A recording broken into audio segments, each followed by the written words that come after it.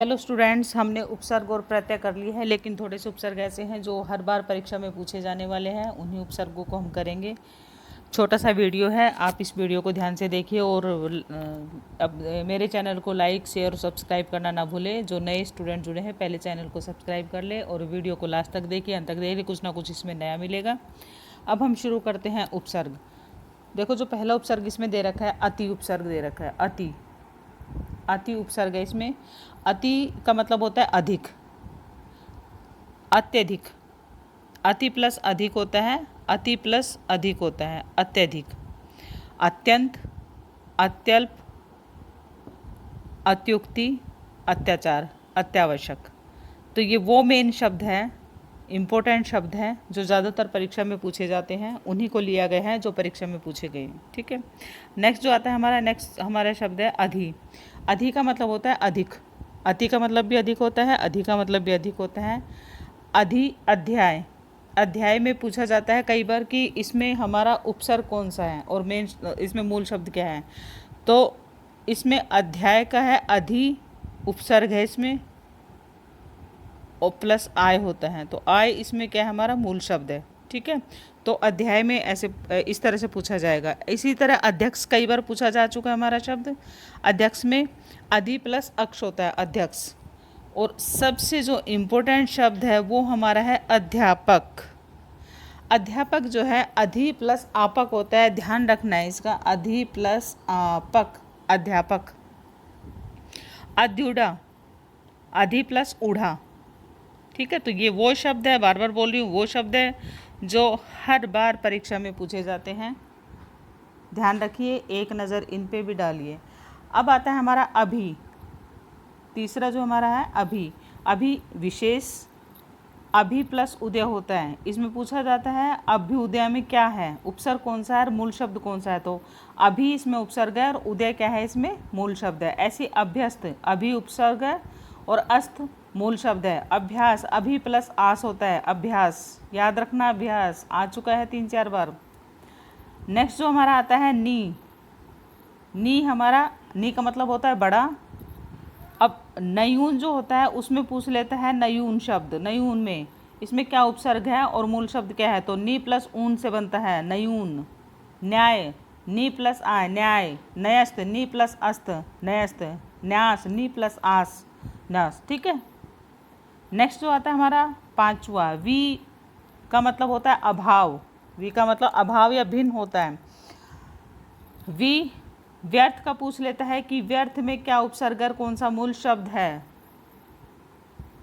व्यर्थ में। तो वी प्लस अर्थ, व्यर्थ।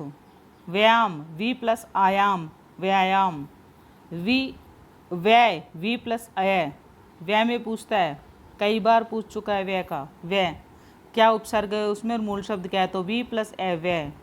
व्यस्त, वी प्लस अस्त, व्यस्त। व्यवहार, वी प्लस, इसमें दो है उपसर्ग, वी प्लस औ प्लस हार, व्यवहार, व्यवहार। ठीक है, इसका ध्यान रखना है। व्यवहार में दो उपसर्ग हैं।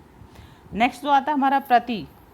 प्रत्येक, प्रति इसमें उपसर्ग है और एक इसमें मूल शब्द है। प्रत्येक, प्रत्याक्ष, प्रति प्लस आशा, ध्यान रखना आशा है। प्रत्यावर्तन, प्रति प्लस आ प्लस वर्तन, इसमें दो हमारे क्या हैं, उपसर्ग है। प्रति, आ और वर्तन इसमें मूल शब्द है।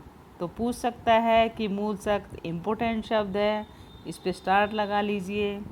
तो प्रत्यावर्तन, प्रति प्लस आ प्लस वर्तन, प्रत्यावर्तन।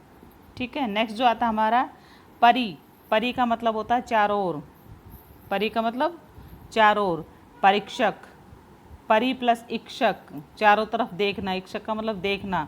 तो परीक्षक में मूल शब्द क्या है और उपसर्ग क्या है, अलग कीजिए। तो परि प्लस इक्षक। पर्यंत, परि प्लस अंत, पर्यावरण, इसमें दो है उपसर्ग हमारे। परि प्लस आ प्लस वर्ण, पर्यावरण। पर्यवेक्षक, परि प्लस औ प्लस इक्षण, इसमें भी हमारे दो उसमें उपसर्ग हैं, ध्यान रखना।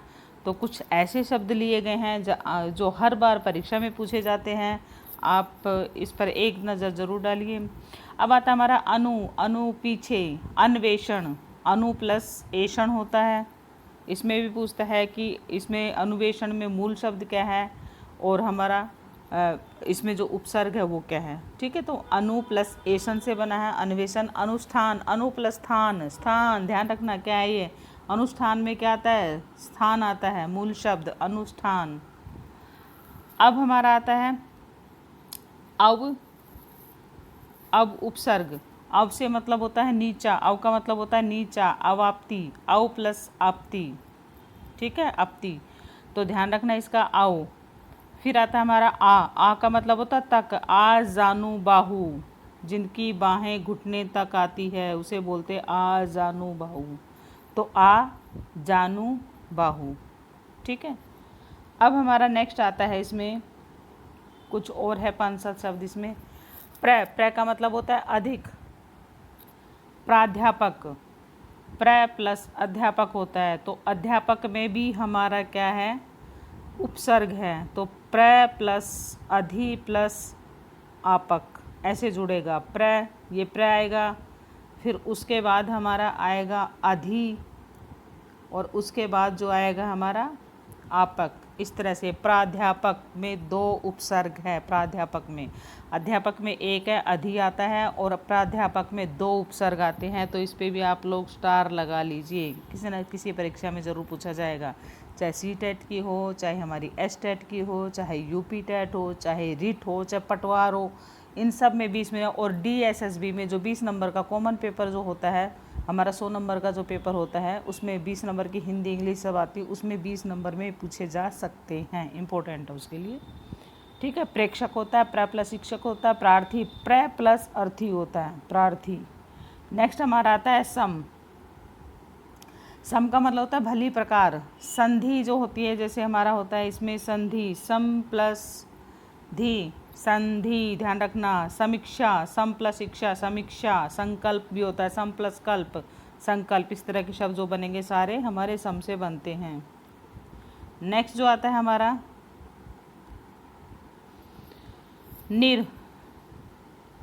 निर का मतलब होता है बिना, निरामिष, निर प्लस आमिष, निर प्लस आमिष आ चुका है ये शब्द भी हमारा। ये वो शब्द लिए गए हैं जो परीक्षा में पूछे गए हैं, पूछे जा सकते हैं, आने वाली परीक्षा में भी पूछे जा सकते हैं। निस, निस का मतलब होता है बिना, निस्तार, निस प्लस तार होता है निस्तार। उप का मतलब होता है छोटा। अध्याय, उपाध्याय, उप प्लस अधि प्लस, अब ये ध्यान से देखिए, ये वाला हमारा जो आता है उपसर्ग, इसमें 2 है, उप प्लस अधि प्लस आय, 2 उपसर्ग है इसमें, उप प्लस अधि प्लस आय, उप अधि और आय इसमें मूल शब्द है। उपाध्याय, उपन्यास, उप प्लस न्यास, इसमें भी 2 हमारे उपसर्ग है, इम्पोर्टेंट है, ध्यान रखिए। उपन्यास, उप प्लस नि प्लस आस, उपन्यास होता है। अब आता है हमारा उत या उद, ऊपर, उल्लेख, उत प्लस लेख होता है, उज्ज्वल, उत प्लस ज्वल होता है, और उन्नति, ये सभी हमारे इम्पोर्टेंट हैं। उन्नति आ चुका है 3-4 बार, उन्नति आ गया तो उज्ज्वल और उल्लेख की बारी है, इसका मतलब ये है।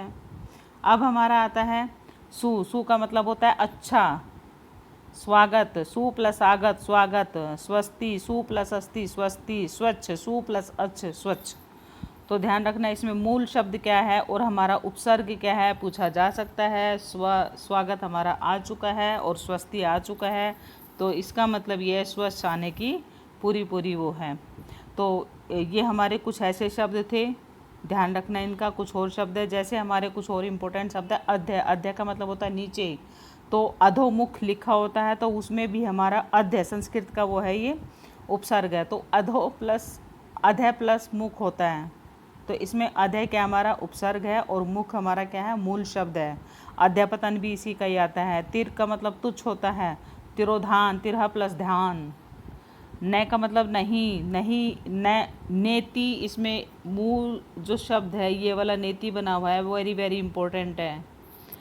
न प्लस इति, नेति। स का मतलब सहित होता है, सावधान, स प्लस अवधान, सावधान, सोदाहरण, स प्लस उदाहरण।